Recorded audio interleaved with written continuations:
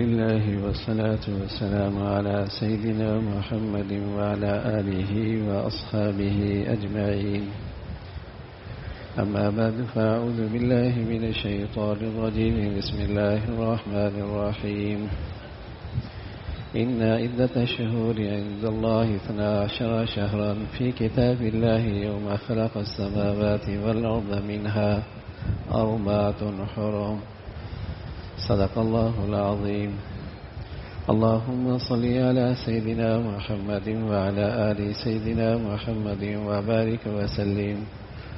اللهم صل على سيدنا محمد النبي الأمي وعلى آله وأصحابه وسلم. میرے معزز مسلمان بزرگوں، عزیز بھائیوں، امت اسلامیہ عالم اسلام کے لیے آج کا دن مبارکباد کے لائق ہے. نیا اسلامی سال کا آغاز ہے. اللہ تعالیٰ اس نئے سال کو امت اسلامیہ کے لیے خیر و برکت کا باعث بنائے. اہل اسلام کا سن تقویم اور تاریخ کی بنیاد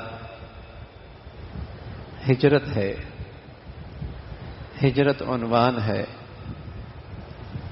مسلمانوں کے سال کا آغاز محرم الحرام اور اس کا اختتام ذوالحج. عیسوی عیسائی دنیا کے سال کا آغاز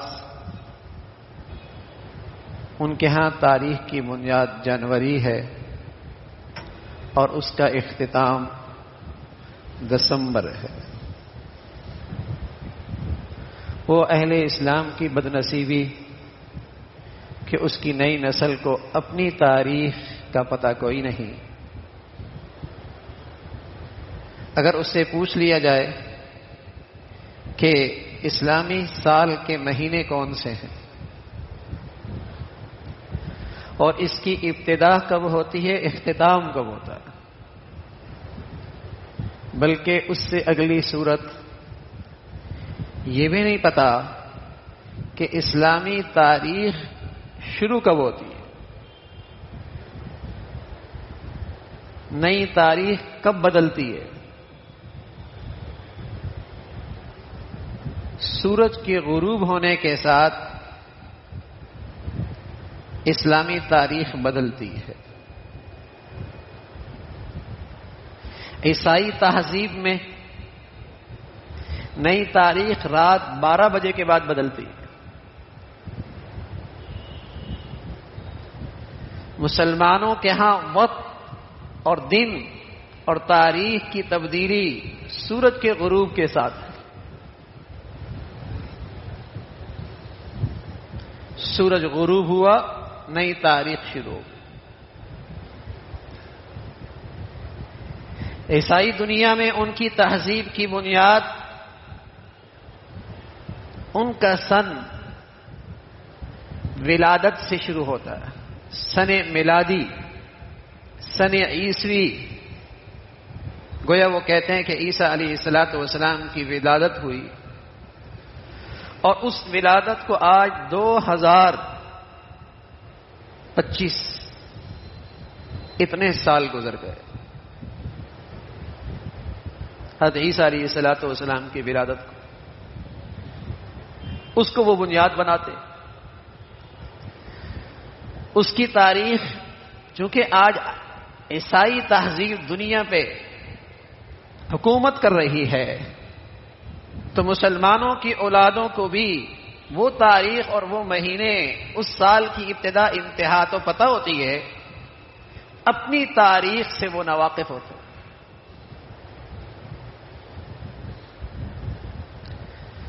مسلمانوں کے نیا سال کا آغاز، اس کا عنوان ہجرت ہے. گویا کہ آج پیارے رسول صلی اللہ علیہ وسلم نے جو اسلام کی خاطر ہجرت کی تھی، آپ کے سچے جانثار آپ کے رفقا تھے، اس ہجرت کو 1400 1446 سال مکمل ہو گئے اس ہجرت کو. 1446 سال مکمل ہو گئے. آج نیا سال کا آغاز 47واں سال. وہ ایک ہجرت تھی.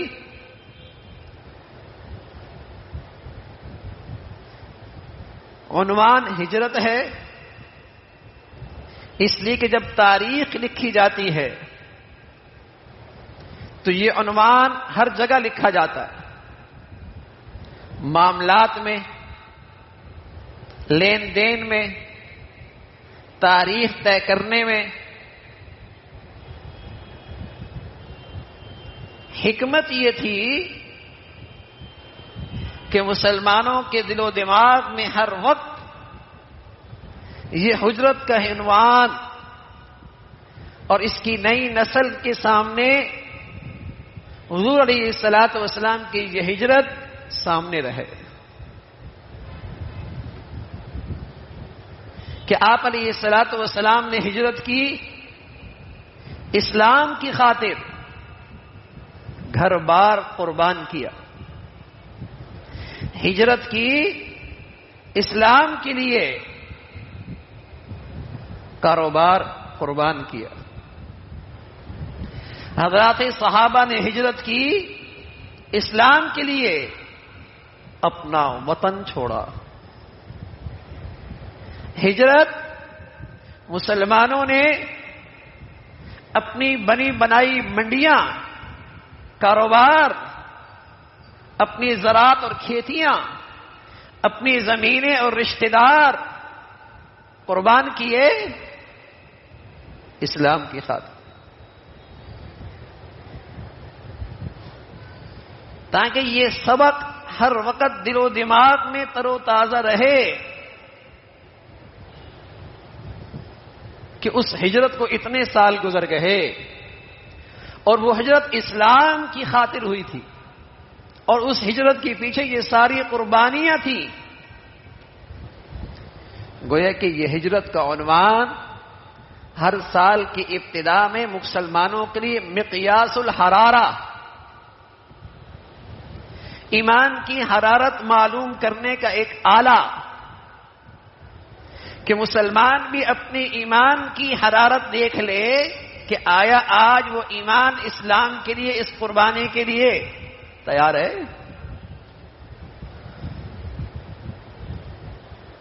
حضور علیہ الصلوۃ والسلام فرمایا کرتے تھے ایک وقت ایسا آئے گا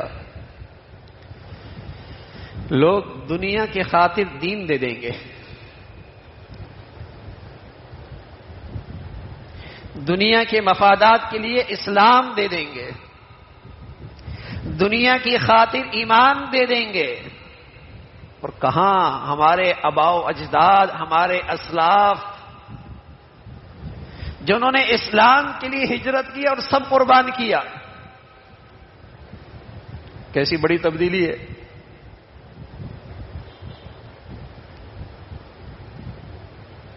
کتنے بلندیوں پر تھے اور کتنے گر چکے ہیں. یہ ہجرت ایک عنوان ہے کہ 1446 مکمل ہو گئے. اس ہجرت کو، جس ہجرت میں آپ علیہ الصلوۃ والسلام اور آپ کے صحابہ رضوان اللہ علیہم اجمعین شریک تھے، اور انہوں نے اسلام کی خاطر اپنے رشتہ دار، اپنے بیوی بچے، اپنی کھیتیاں، اپنا کاروبار، اپنے گھر، اپنا وطن، سب کچھ قربان کیا. ہم بھی اپنی نسل سے پوچھتے رہیں، اپنی تربیت کا جائزہ لیں کہ آج ہمارے بچوں میں یہ جذبہ ہے، ان کے دلوں میں اسلام کی یہ قدر و منزلت ہے.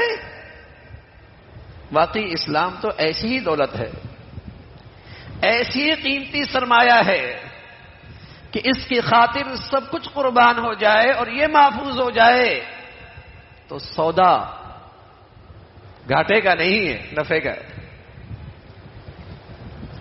واقعتاً اسلام تو ایسی دولت ہے، ایسا ہی قیمتی سرمایہ ہے کہ اس کی خاطر سب کچھ قربان بھی ہو جائے، لیکن اسلام کا یہ سرمایہ محفوظ رہے تو سودا گھاٹے کا نہیں۔ ابو سلمہ رضی اللہ تعالیٰ عنہ ہجرت کر کے مدینہ آئے، اور اس ہجرت میں ان کے لیے بڑی آزمائش، راستہ روک لیا گیا کہ مکہ کا سرمایہ مدینہ جائے، یہ ہم سے برداشت نہیں، حوالے کر دیا۔ بیوی والے آئے، اپنی بیٹی دے گئے، ہجرت کرنی ہے تو کرو، ہماری بیٹی ساتھ نہیں لے کے جا سکتے۔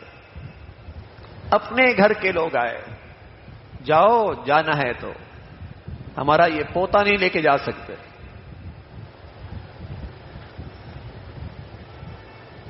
گھر بھی چھوٹا، وطن بھی چھوڑا، کاروبار بھی گیا، زندگی کی کچھ پونجی تھی وہ بھی لے لی گئی، بیوی اور بچے بھی چھین لیے گئے۔ ہجرت کر رہے، حضور علیہ الصلوۃ والسلام کی خدمت میں حاضر ہوئے، اپنی بیتی کہانی سنائی۔ پیارے رسول صلی اللہ علیہ وسلم فرمان لگے، یا ابا سلمہ قد ربحت البیع، قد ربحت البیع، ابو سلمہ گھاٹے کا سودا نہیں ہوا، بڑا نفع کمایا۔ اللہ ہمیں بھی یہ سمجھ نصیب فرما دے، اللہ تعالی ہمیں بھی یہ بصیرت نصیب فرما دے، اللہ تعالی ہمیں بھی عقل کی روشنی نصیب فرما دے، اللہ تعالی ہمیں بھی یہ صاحب بصیرت بنا دے، اللہ تعالی ہمیں بھی ایسا روشن خیال بنا دے۔ کہا یا رسول اللہ یہ بیتی ہے اس ہجرت میں؟ فرمایا بیٹے کوئی گھاٹے کا سودا تو نہیں ہے، یا ابا سلمہ قد ربحت البیع، قد ربحت البیع، بڑے نفع کا سودا کیا ہے، کمائی کی ہے، دولت بچائی ہے، اللہ کو راضی کیا ہے، ہجرت کی ہے، ایمان کی خاطر کی ہے، گھاٹے کا سودا کوئی نہیں۔ ایمان ایسی چیز ہے، اسلام واقعی ایسی دولت ہے۔ آج 1446 سال مکمل ہو گیا اس ہجرت کو۔ حکمت تو یہ تھی اس عنوان سے کہ ہر شخص کے ذہنوں میں یہ ہجرت کا عنوان، یہ ہجرت کا سبق تر و تازہ رہے، یہ پیش نظر تھا۔ اور پھر یہ ہجرت ہی تھی جو عنوان بنی اسلام کے اشاعت اور غلبے کی، یہ ہجرت ہی تھی جو پیش خیمہ بنی اسلام کی فتوحات اور اسلام کے غلبے کی، یہی بنیاد بنی۔ جب آپ مدینہ منورہ پہنچے تو پرامن فضا میں اسلام کی دعوت اور رکاوٹ پیدا کرنے والوں کے لیے جہاد، یہ ہجرت اور یہ جہاد، یہ بنیاد بنی اسلام کے غلبے کی۔ ہمارے ہاں سال کا آغاز ہوتا ہے پوری دنیا میں، جب عیسائی دنیا سال کا آغاز کرتی ہے تو استقبال کرتی ہے اور خوشیاں مناتی ہے، اور ہمارے ہاں کیا ہوتا ہے؟ اللہ ہمارے ملک پہ رحم فرمائے اور فرقہ واریت کی لعنت سے اسے محفوظ فرمائے۔ بس یہ خوف کے بادل چھا جاتے ہیں کہ سڑکیں بند ہو جائیں گی، انتظامیہ حرکت میں آ جائے گی، کاروبار بند ہو جائے گا، دکانیں بند کر دی جائیں گی، گھروں میں بند کر دیا جائے گا، ڈبل سواری پہ پابندی ہوگی۔ خوف کے بادل چھا جاتے ہیں، بھول ہی جاتے ہیں کہ مسلمانوں کا یہ نیا سال خیر و برکت کا باعث بن جائے۔